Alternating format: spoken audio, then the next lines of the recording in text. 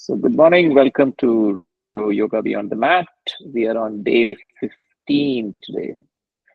So, keeping up with the streak, and we are reading Simon Haas's Yoga and the Dark Side and chapter 8, going to chapter 9. We're just concluding this chapter. Be true to your own nature. So, in this, he talks about Chris, he talks about Peter.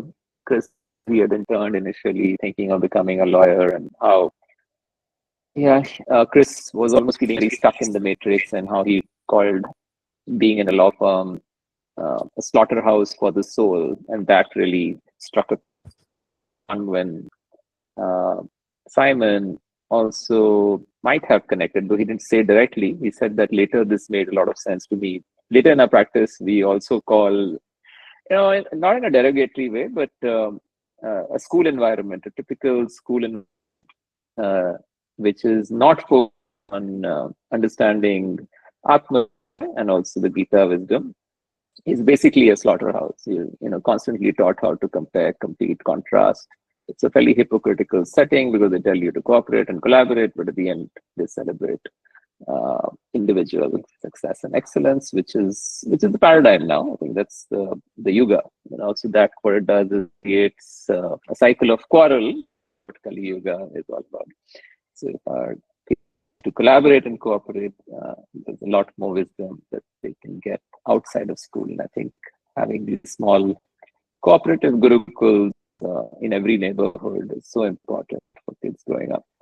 Anyways, so he talks about Chris and all of that, but then he talks about Krishna tells Arjun, and Arjun teaches him karma yoga,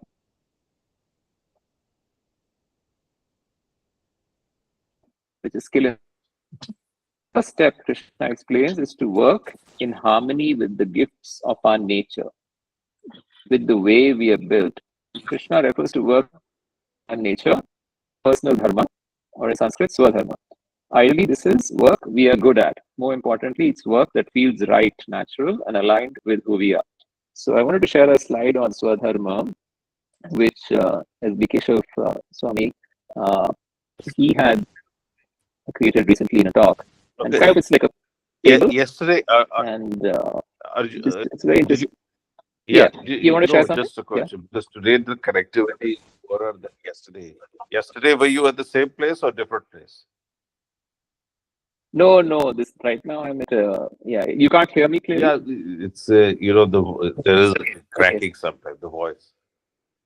Okay. So fine. Let me step out. I'll just switch off my video. Okay. But you can see the You can see.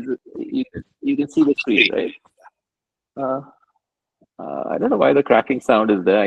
Otherwise it's fine, right? Other than the sound, Now it's better. Then it's better. Let me know when it becomes really off. Okay. Then I'll switch off my headphones and we'll just speak directly to this thing.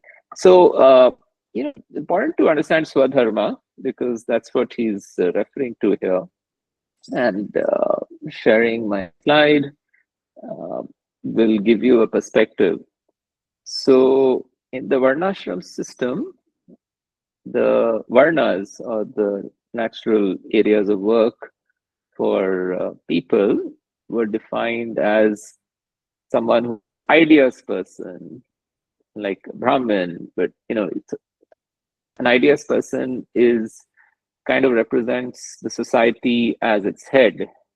Someone whose dominance represents the arms, the leadership qualities, and someone who manages resources. The Vaishya is someone who's actually the creators, keep supply chains going, flow going.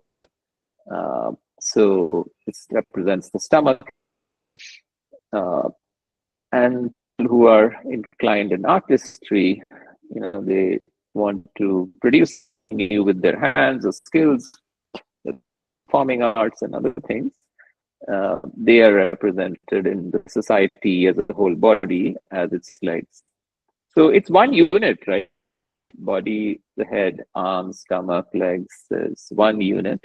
And that's how society was meant to be. And the goal of society was to collectively, collaboratively uh, free up time of everyone to do devotion, which is a Sanatan Dharma. So Swadharma was never considered just a, oh, let's find you a career path based on your type, skills inventory, or enneagrams and many other modern disc analysis and so many tools that we have today. And I'm a career counselor, so I know quite a few of these, or at least I've heard of many of these. So uh, that's one thing. Yes, person or an advisor or teacher, main contribution is obviously to teach, share knowledge, and so on and so forth. But the importance of their work is it fights ignorance. So each of these categories, people in the area of governance manage fight infringement of laws, or uh, in terms of even injustice. People who manage resources contribute by maintaining supply chain, but also fight insufficiency. Everyone, there's enough for everyone available. Supplies are made in the right order. People who are craftsmen, doers with the hands, or even people who have patronage through their arts, are doing a very important part of work for society, without which we can't survive. Recently, at our home and everything else, it was association for people with plumbing skills, electricity skills, carpenting skills, so many others really um, took made me think of their society in a very positive and unique way. And the pride with which they do their work, the skill that they have, which is honed over the years, their own little parampara lineage, is just commendable. So I can go on and on, but for each of these categories, what they value or what qualities they have, I think the qualities they have is a really important one, which is self-control and austerity and purity, discernment for teachers, which then kind of sets a very, not high standard, ideal sort of role model standard for people to follow. People in governance, of course, they need to be heroic, they need to be bold. They obviously have qualities to manage power gracefully, and they're determined. Same with people with resources or business and facilitating, financing, and all of that is their qualities. They just enjoy it. It's very natural for them. So I realized I'm actually not a businessman. I'm like, I never had to do a lot of management or grow my team and this and that. I was always like, this doesn't seem sit very well with me. So, and I had to do it because I was thinking I had to, provide family, save, and this and that. But if I had been mentored and given good guidance, I would just focus on being the coach counselor and not a co-founder who does that. Uh, so the artistry skills would definitely have the discipline to learn the craft, the loyalty to their guru and lineage to do it consistently and do it well. So I think these qualities is what Simon mentioned in this book, is what I'm just expanding on the words Swadharma for you. Our person is our own way of expressing ourselves and of being of service in the world, he writes. And then he talks about later. This is because the universe is designed in a unique and inimitable way. Seeing that and living in accordance with it is what we are meant to do. When I think this is what the understanding of what is propensity towards wealth, and what is what is wealth for a person or a teacher is very different for someone who's in governance or someone who's in business, which is literally money and wealth creation and knowing how money can multiply money and so on and so forth. And for an artist, the wealth could be more satisfaction and the recognition of their craft and performances they do and so on and so forth. Not necessarily, not everyone was propensity towards wealth was the same. And I think this is a really important part, which is part of the Swadharma. So one idea is that if people know their Swadharma and know the propensity of their wealth and do that, and society helps them do that, it's a happy society. It's also a very efficient and optimally resourced society. So that was what the Varnashram system was meant to do. In Kali Yuga, we don't have the ideas person. The head itself, I'm not saying a certain ideological, political ideological group kind of took over the head in our country, but we've seen the results of what that has led to. But not to blame them alone. It's just feature. So none of this anymore. So, but that was what ideal society was meant at the time, so that they can do their nitya dharma and do it together also. So the temples right in the middle. It was a happy society. Everyone knew in the evening they would gather to do this. They would chant together, dance together, sing together, pray together, worship together. And the centers of the temples were, they had educational sort of activities, they had performing art, teaching. So it was the center of the city. If you go to Govind Dev Ji in Jaipur, it's like that today too. You just go everyone at 4 a.m. into the temple from different directions, the 4 dwars that they had. However, the one system is which is lacking, but at least the mood for bhakti is there. Question on Varnashram and what you against this at a very good level, Arvind, and what people fitting into their work, different kinds of work, your personal experiences would be great. No, I mean, yes, probably the Varna system. Okay, moving on to the next chapter, chapter 9. Okay. No, what I was saying is that probably this was a very ideal system for society, a rural agrarian society. But does it fit into the modern world? Is the issue. Yes, it defines an order, defines people according to certain things and definitions, and the work description in a. But how will you describe it in a modern system, modern organization? Yes, so that challenge in Kali Yuga, it is very hard because none of the people are doing their duties with the knowledge of what all of this, right? Advisors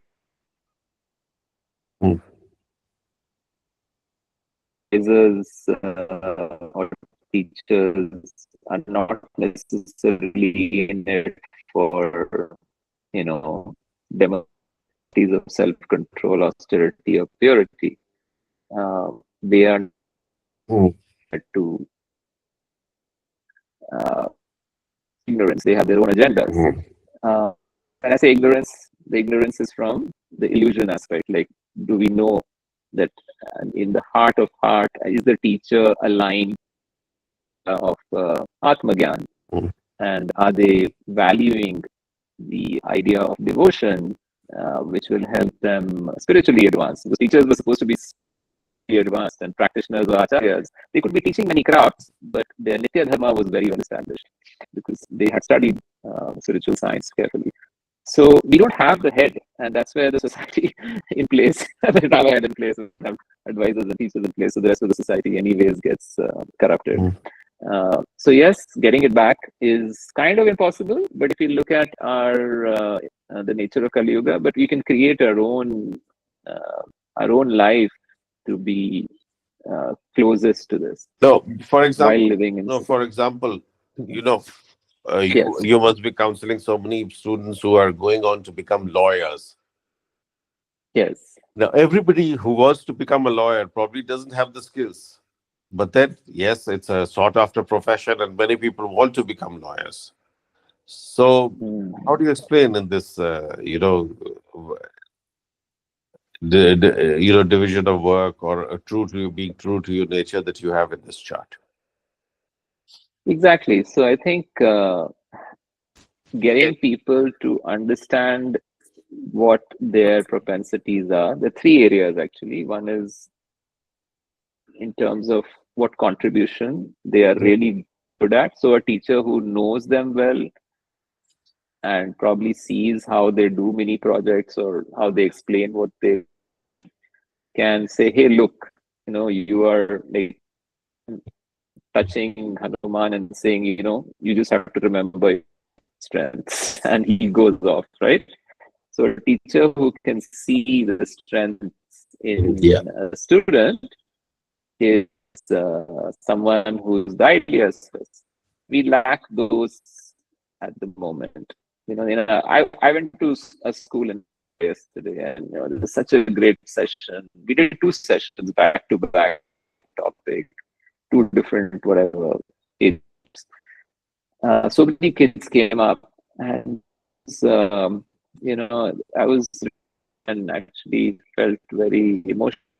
They had such common questions, the desire to read their situation and family situations and many other things, uh, patients. Uh, most of them were about finding their contribution, finding their career path, finding what to study in after going to college. It is a real thing, and we need people in every neighborhood to be able to students who also know the family personally, know the student personally, care for them, and also have the skills to understand what career dharma really means. So yeah, that's for a lawyer who's not supposed to be a lawyer. You need to have a mentor who can tell you that. Like that's what Chris and in a way Peter influenced him to avoid committing to a career in law. Okay. Anyways, I think we're going to be running past time. But this one thing, Mm. this is also connected to Swadharma, but also moves to the next chapter, chapter 9. The third aspect of Swadharma, and actually to in everything, is how we interact with different energies in the world. So there are three different energies. So we need to, before we sleep, we need to invite tamas inside and then sleep. So it's not that these energies are bad; they have functions to do. When you need to be active in the day and perform tasks, you need that passion to go ahead and do things. If you're a warrior and if you don't have passion, then you will probably not be able to be defined as a warrior. Um, Whereas a teacher who has that clarity, the discipline is something you want to illuminate the world with knowledge and idea. You need to have these.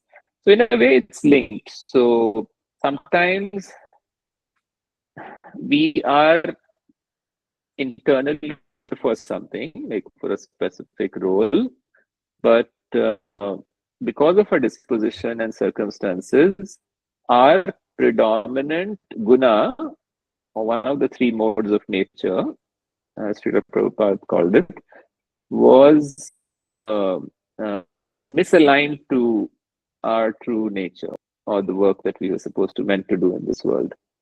So if you look at Simon, when he opens chapter 9, he talks about being very anxious about missing his flight, that coach not moving, traffic. So obviously he's anxious, he's in the mode of uh, and at the same time that's clouding him. So passion will leading him to ignorance and not looking at his surroundings and not being careful about how he's behaving, or bodily symptoms pressing. Uh, so it's like a kaleidoscope. The three gunas are not just one color. It's not red, blue, yellow. It's what was it? RGB, no? Red, green, blue, or is it yellow? So, anyways, so if you have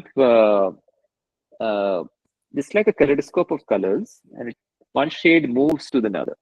So that's something to understand how you represent the gunas in this world. So he thinks he's going to miss the flight, but he sees this kid who's pretty oblivious. He talks about this girl who's just kind of enjoying what's going on around her. She's totally oblivious of missing the flight or whatever, any anxious thoughts that his mind is racing through. So the kid's playful play contrasted against my own desperation, he says. I was fixed on outcome, but that outcome was outside my control. Later on, he says, letting go of the fruit means shedding our attachment to a particular outcome and opening ourselves up to whatever life returns to us. And finally, he says later on, the coach finally arrived in Heathrow, blah, blah. There was an elderly gentleman struggling with his back. By then, he had calmed himself down and he was watching his breath. He was able to do a kind act even when he was interested to rush out of the coach and not just jostle the passengers, but he was able to help this old gentleman sort of with his bag. And so he's moving from passion. Earlier, he was moving from passion to ignorance. In every minute or every day, we move between these gunas. So it's not as if one guna is going to take hold of you, but if you develop an habit and you're aligned to your true nature, then you will realize that this guna I need to be predominantly being focused on. So this is about section where we about remolding our mind.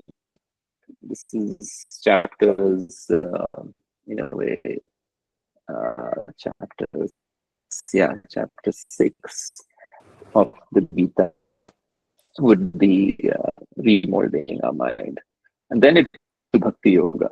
Because earlier we were talking about yoga, chapters 3, 4, 5 elaborate on Karma Yoga.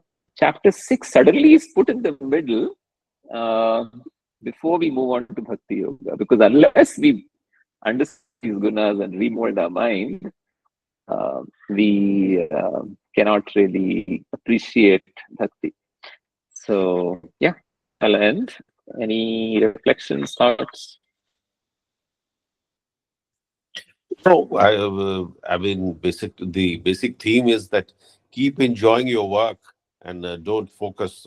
Just be focused on the work, and the outcomes. Will be aligned, and they'll take care. Don't start thinking of the outcomes because that is something that you can't control. So just control the things that you can control, which is your work. So I think it's. I mean, it's a good thought, but then tomorrow we can discuss how relevant it is in the modern world. Oh, absolutely, absolutely. Really look forward to more reflections and questions from you. Thank you. Have a great day. We'll finish this chapter Thank you. tomorrow and we'll probably to the next. Okay. Thank you.